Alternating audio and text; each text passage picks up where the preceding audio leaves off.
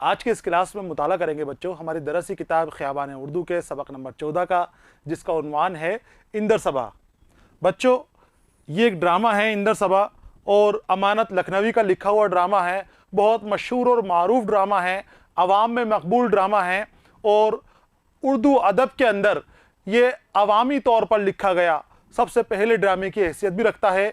ये एक मंजूम ड्रामा है और सबक इंदर सबा को मैंने कुछ हिस्सों में तकसीम किया है, जहां हम सबक इंदर सबा के हवाले से अलग अलग मौज़ूआत के मुताबिक बात करेंगे। मैं पहला हिस्सा लेकर आपके सामने हाजिर हूं। यहां हम मंजूम ड्रामे के हवाले से बात करेंगे कि मंजूम ड्रामा क्या होता है और तारीख़ मंजूम ड्रामे की क्या है। इन हवालों से हम बात करने वाले हैं। तो हम शुरू करते हैं सबक का पहला हिस्सा, मंजूम ड्रामा, जो सबक इंदर सबा के ज़ेर है। देखते हैं इसको, मंजूम ड्रामा क्या है।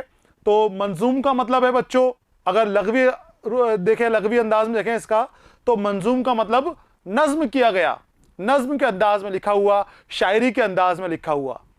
हमारा उर्दू अदब दो हिस्सों के ऊपर मुश्तमिल है, एक हिस्सा नस्र का है और दूसरा हिस्सा नज्म का है। नस्र क्या है? जो बिखरी हुई हो, खुली हुई हो, जो हम बात करते हैं। ये जो ताबीर आपको लिखी हुई नजर आ रही है, ये जो इबारतें आप देख रहे हो, ये नस्र है। और जो हम शायरी पढ़ते हैं, गज़ल है, नज्म है, मरसिया, मसनवी, कसीदे, वो सब नज्म वाले हिस्से के अंदर आते हैं। और नज्म के हिस्से से ही जो शायरी होती है, उस शायरी के ज़रिए ही अपने बातों को अदा किया जाता है, कलाम को अदा किया जाता है। और सारी की सारी मुकालमे, चाहे किरदारों के हों या फिर कोई और मंजर कशी उस जगह पर की जा रही हो, वो शायरी के ज़रिए ही मंजूम ड्रामे में की जाती है। मंजूम ड्रामा नज्म की शक्ल में लिखा गया ड्रामा, जिसकी हैयत भी नज्म है और उसकी बनावट भी नज्म है।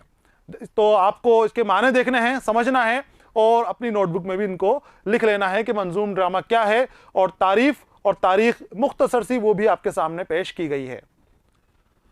मंजूम ड्रामा उस ड्रामे को कहते हैं जो नज्म की सूरत में लिखा गया हो। ड्रामा के माने होते हैं बच्चों नाटक के, जहां एक्ट किया जाता है। सबके अलग अलग रोल होते हैं, सबके अलग अलग किरदार होते हैं और उन किरदारों के जरिए उस नाटक को आगे बढ़ाया जाता है। तो उस नाटक को ड्रामा कहा जाता है, उसे ही एक्ट कहा जाता है। और मंजूम ड्रामे के बारे में हम बात कर रहे हैं कि किरदारों के जो बोलने वाले मुकालमे हैं, जो मुकालमे अदा करेंगे, वो सारे शायरी की शक्ल में यहां पर होंगे। तो मंजूम ड्रामा उस ड्रामे को कहते हैं जो नज्म की सूरत में लिखा गया हो। जो पूरा सबक है हमारा, वो इस लाइन के अंदर सिमट गया है। इस एक लाइन को आपको याद कर लेना है कि मंजूम ड्रामा क्या है। वो ड्रामा जो नज्म की शक्ल में लिखा गया हो, मंजूम ड्रामा कहलाता है। उसमें किरदार हमेशा शायरी पैराए में ही मुकालमा अदा करता है, यानी मंजूम ड्रामे में पूरी गुफ्तगू शायरी में होती है। जितने भी किरदार होते हैं, जब वो आपस में बातचीत करेंगे, एक दूसरे से हम कलाम होंगे, तो वो शायरी के अंदाज में ही होंगे, शायरी के पैराए के अंदर ही बात करेंगे, उससे बाहर वो नहीं जाएंगे। तो मंजूम ड्रामा क्या है? जहां शायरी के अंदर अपनी बात को कही जाए, शायरी के अंदाज में बात कही जाए। वो गज़ल भी हो सकती है, वो छंद भी हो सकते हैं, वो छोटी रुबाइयात भी हो सकती हैं, या कुछ मिसरों पर मुश्तमिल नज्म भी उस नाटक में शामिल हो सकती है। उसकी कोई पाबंदी नहीं है। पाबंदी यही है कि जो भी बात कही जाएगी वो नज्म के अंदाज में, शायरी के अंदर कही जाएगी। ड्रामा निगार के लिए ज़रूरी होता था कि उसे शायरी के इसरार और रमूज का इल्म हो। जब ड्रामा लिखने वाले हैं, उस वक्त जब ड्रामा लिखे जाते थे, तो ड्रामा लिखने वालों के लिए यह ज़रूरी था कि उन्हें शायरी के इसरार और रमूज का माने पता होने चाहिए, यानी शायरी के जो गहरे राज होते हैं, छिपे हुए राज होते हैं। इसरार रमूज यानी छिपे हुए राज। शायरी के ऐसे राज होते हैं कि जिनसे ड्रामा निगार को वाकिफ होना बहुत ज़रूरी है। अगर वो उन राजों से, उन बातों से जो बारीकियां होती हैं शायरी की, उनसे अगर वाकिफ नहीं होगा तो वो उम्दा किस्म का ड्रामा नहीं लिख पाएगा। तो अच्छे ड्रामा निगार के लिए ये ज़रूरी था। ये कब की बात कर रहे हैं कि जब मंजूम अंदाज में ड्रामे लिखे जा रहे थे, शुरू में जब मंजूम अंदाज में ड्रामे लिखे जा रहे थे, तो शायर को या ड्रामा निगार को शायर होना भी ज़रूरी था। वो शायरी की मालूमात भी हासिल होना उसको ज़रूरी मानी गई है जो ड्रामा निगार के लिए। तो इसरार और रमूज का इल्म हो, साथ ही ड्रामा के फन पर भी मजबूत गिरफ्त हो। डबल उसको मेहनत करनी पड़ती थी कि उसको ड्रामा निगार को अपनी सिन्फ पे तो पकड़ रखनी ही है, ड्रामा तो उसको बहुत अच्छी तरह आना ही चाहिए, ड्रामे में तो कोई शक ही नहीं होना चाहिए। साथ ही उसे शायरी के जो बारीकियां होती हैं, छोटी छोटी बातें होती हैं, छोटे छोटे नुक्ते होते हैं, उनके बारे में भी मालूमात होनी चाहिए। शायरी के राज भी पता होने चाहिए कि किस तरह से लफ्ज़ों की अदायगी की जाएगी। हैयत और बनावट के बारे में भी, साख्त के एतबार से भी उसको मालूमात होना ज़रूरी था। उर्दू में ड्रामे की इब्तिदा मंजूम ड्रामे से हुई है। उर्दू अदब में ड्रामे की इब्तिदा कहां से हुई? मंजूम ड्रामे से।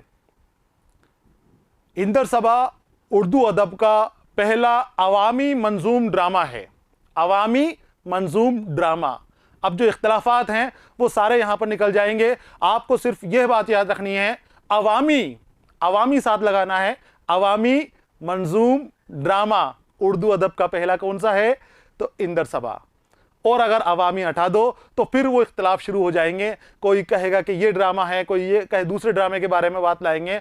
तो अभी हम सिर्फ इंदर सबा के बारे में बात कर रहे हैं, इख्तलाफात के ऊपर नहीं जाना है। हमें सिर्फ ये ध्यान रखना है कि अवामी ड्रामा है, मंजूम ड्रामा है, और उर्दू अदब का पहला अवामी मंजूम ड्रामे के नाम से जाना जाता है। अमानत लखनवी का लिखा हुआ है और इसको वाजिद अली शाह के दरबार में गाया गया था, ये खेला गया था इस ड्रामे को। तो उर्दू अदब में जो ड्रामों की इब्तिदा हुई है वो मंजूम ड्रामों से हुई है, नज्म के अंदाज में लिखे जाते हैं। ये आपको मैं बता दूं, इसका पस मंजर जो ये बात यहाँ पर आ रही है, वाजिद अली की शाह के दरबार के अंदर ये खेल खेले जाते थे जिन्हें बाद में ड्रामे की शक्ल दी गई। वहाँ किशन कन्हैया और राधा की जो अटखेलियाँ हैं, जो मोहब्बत हैं, उन मोहब्बत का इजहार एक ड्रामे के जरिए क्या किया गया था। तो बाज जो नक्काद हैं उसी ड्रामे को, उसी खेल को उर्दू अदब का पहला ड्रामा करार देते हैं, लेकिन वो अवामी नहीं था। वाजिद अली शाह ने अपनी मसनवियों को ड्रामे की सूरत में स्टेज पर पेश किया और उसके बाद रहस खेला और फिर राधा कन्हैया का किस्सा। अगर इख्तलाफ खूब है, अमानत लखनवी को पहले अवामी ड्रामे का नाम मिला हुआ है कि आपका जो शाहकार ड्रामा इंदर सबा पहला अवामी ड्रामा है, लेकिन पहले ड्रामे की बात किए जाएं तो वहाँ पर इख्तलाफ है कि पहला ड्रामा कौन सा है। हालांकि वो जो जिसके बारे में बात करते हैं कि वो भी ड्रामे हैं, उनके अंदर ड्रामों के अज्जाए तरकीबी पूरी तरह से नहीं मिलते हैं, कम मिलते हैं, लेकिन ड्रामा के जो हैं जुज़ उसमें शामिल हैं। तो अगर शुरुआत की बात की जाए कि ड्रामों की शुरुआत कहाँ से हुई, तो इस बात पर सब मोतबर हैं, एक राय है सबकी कि वाजिद अली शाह के दरबार से ड्रामों की शुरुआत हुई। वाजिद अली शाह कौन?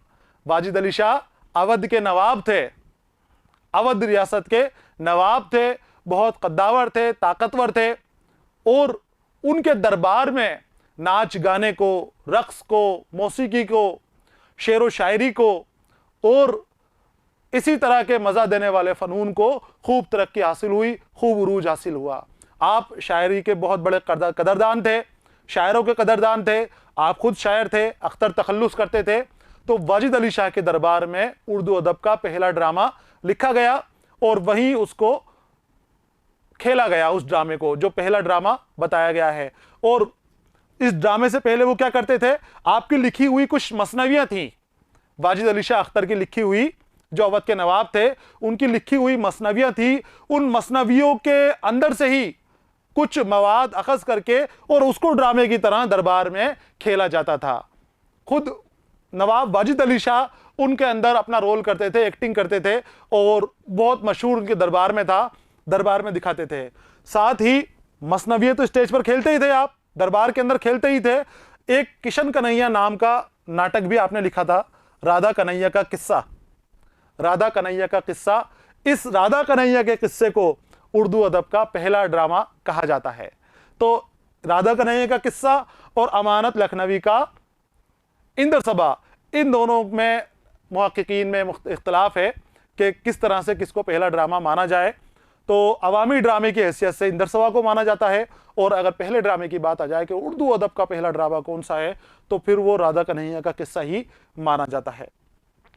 तो पहला ड्रामा राधा कन्हैया का किस्सा जो वाजिद अली शाह अख्तर ने लिखा था, और इन्होंने ही इसको अदा किया था। कन्हैया का राधा का रोल करते थे और इसको अपने दरबार में ही ये खेलते थे। देखते हैं आगे। ये तमाम मंजूम सूरत में ही पेश किए गए। मसनवियां जो इनकी स्टेज पर की गई, फिर ये राधा कन्हैया का किस्सा, ये भी मंजूम शक्ल में था, मंजूम अंदाज में ही पेश किया गया, शायरी के अंदाज में ही पेश किया गया था। अमानत लखनवी ने इंदर सबा को भी मंजूम ड्रामे की शक्ल में ही पेश किया, जो बेहद मकबूल हुआ। कहा जाता है कि वाजिद अली शाह के दरबार में एक अंग्रेज आया और उसने वाजिद अली शाह को कुछ मशवरा दिया। वाजिद अली शाह ने अमानत लखनवी से बात की, एक ही साथ थे दोनों, उन्होंने बात की और उनको वो ड्रामा लिखने के लिए आपने कहा, और वाजिद अली शाह के कहने पर अमानत लखनवी ने उस ड्रामे को लिखा और इंदर सबा नाम का आपने ड्रामा लिखा। बहुत मशहूर और मकबूल ड्रामा हुआ, बहुत अवामी ड्रामा हुआ। ये अवाम के अंदर आम हो गया, इसको खूब जगह जगह गाया जाता था, जगह जगह इसको खेला जाता था इस ड्रामे को। उसके बाद कई इंदर सभाएं लिखी गई। किसके बाद? जब इंदर सभा अमानत लखनवी ने लिख दी, तो अमानत लखनवी की इंदर सभा की नकल के अंदर आपके बाद के शोरा ने, ड्रामा निगारों ने बहुत सारी इंदर सभाएं, अलग अलग अंदाज में इंदर सभाएं लिखी। लेकिन जो मुकाम अमानत लखनवी की इंदर सभा को हासिल हुआ, वो मुकाम किसी और की इंदर सभा को नसीब नहीं हुआ। तो जो मंजूम ड्रामे की शक्ल में थी, तो इंदर सभा की तकलीद में ड्रामा नागर सभा लिखा गया, जो मंजूम ड्रामा ही था। अब जब इंदर सभा लिख दी गई, तो इंदर सभा के बाद उसकी नकल में कई इंदर सभाएं लिखी गई, उसी अंदाज के ड्रामे लिखे गए, लेकिन वो इतने मशहूर नहीं हुए, उनको वो मकबूलियत हासिल नहीं हुई जो मकबूलियत इंदर सभा को हासिल हुई थी। इंदर सभा की तकलीद में एक और ड्रामा बना था, तकलीद यानी नकल में, इसकी देखा देखी एक और ड्रामा बना जिसका नाम था नागर सभा, और ये भी मंजूम ड्रामा था, लेकिन ये भी इतना मशहूर नहीं हुआ। पारसी थिएटर, ये मुंबई का थिएटर है बच्चों, पारसी थिएटर, और इसके अंदर जो ड्रामे लिखे जाते थे, यहाँ अमानत की इंदर सभा भी खेली गई है, और मुख्तलिफ किस्म के ड्रामे जो हैं पारसी थिएटर मुंबई के अंदर खेले जाते थे, और ये पैसा लेके लोगों से उस थिएटर को चलाते थे, और बहुत मशहूर था ये थिएटर, पारसी थिएटर। तो पारसी थिएटर के अंदर इन ड्रामों खेले जाते थे। ड्रामों के जरिए पेश किए जाने वाले ड्रामों में बेशतर मंजूम ड्रामे होते थे। जो पारसी थिएटर में ड्रामे खेले गए, मुंबई के पारसी थिएटर में खेले गए, वो ड्रामों में भी ज्यादातर ड्रामे मंजूम ड्रामे होते थे। यानी आप देखिए कि उर्दू अदब के अंदर या उर्दू में लिखे गए ड्रामों में ज्यादातर ड्रामे जो हैं मंजूम शक्ल में ही आ रहे हैं, मंजूम ड्रामे ही वो लिखे जा रहे हैं। हत्ता कि उस जमाने में ड्रामा निगार होने का एक पैमाना शायर होना भी करार दिया गया था। मंजूम ड्रामों की शोहरत इतनी बढ़ गई थी कि हर जगह मंजूम ड्रामे लिखे जा रहे थे और मंजूम ड्रामे ही खेले जा रहे थे, बहुत मशहूर हो गए थे, आवाम में मकबूल हो गए थे। तो खूब ड्रामे लिखे गए और इतने मशहूर हो गए मंजूम ड्रामे कि ड्रामा निगार जो ड्रामा लिखता है, वो बनने के लिए एक शर्त ये मुकर्रर कर दी गई कि ड्रामा निगार शायर भी होना चाहिए।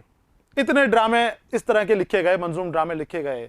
तो ड्रामा निगार होने के लिए एक पैमाना शायर होना मखसूस कर दिया गया, मुकर्रर कर दिया गया।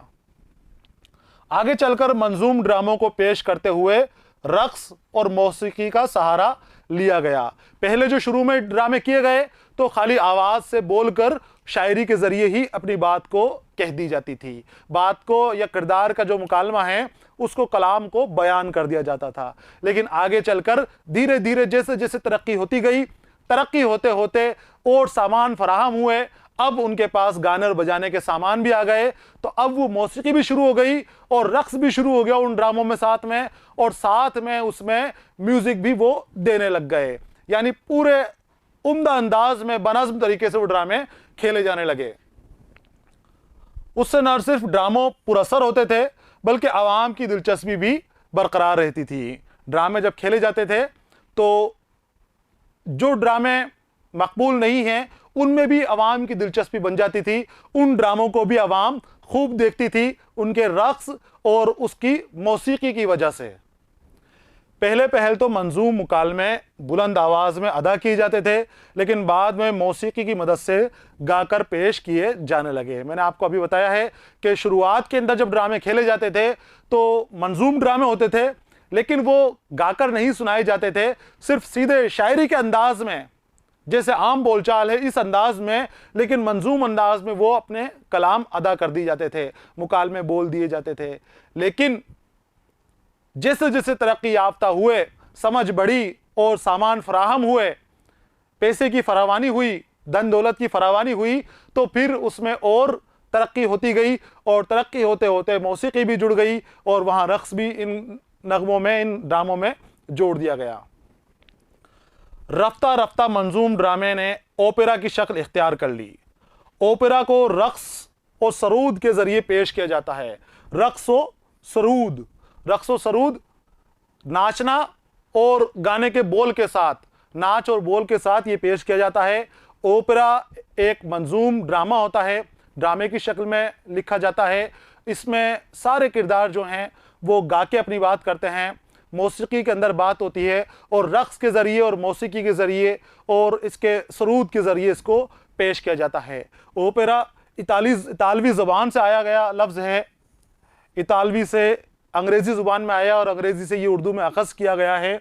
और ओपेरा के माने हैं कि ऐसा ड्रामा जिसके अंदर मौसीकी और रक़्स के ज़रिए अपनी बात कही जाए, मुकालमा निगारी मौसीकी और रक़्स के ज़रिए ही की जाए। तो उर्दू अदब में ये ओपेरा राइज़ हो गए। कैसे राइज़ हुए? इन ड्रामों की शक्ल के अंदर ही। जब ड्रामे मुकालमे के अंदाज में, बातचीत के अंदाज में बोले जाने लगे, मजमून थे, तो धीरे धीरे उनको तरन्नुम में गाया जाने लगा और फिर उसके लिए मौसीकार आ गए। मौसीकारों ने जो इनकी फ़न है, फ़न के मुताबिक उसको गाना शुरू करा, मौसीकी शुरू करी और साथ ही रक़्स भी उसमें शुरू हो गया।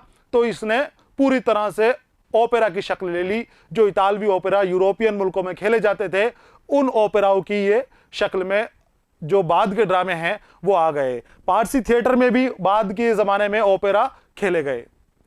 ओपेरा को रक़्स और सरूद के ज़रिए पेश किया जाता है। ये आपको लिख लेना है बच्चों, रक़्स और सरूद, नाच और गाना, नाच और गाना रक़्स और सरूद कहलाता है। और उसके अंदर मौसीकी का तसलसल टूटता नहीं है।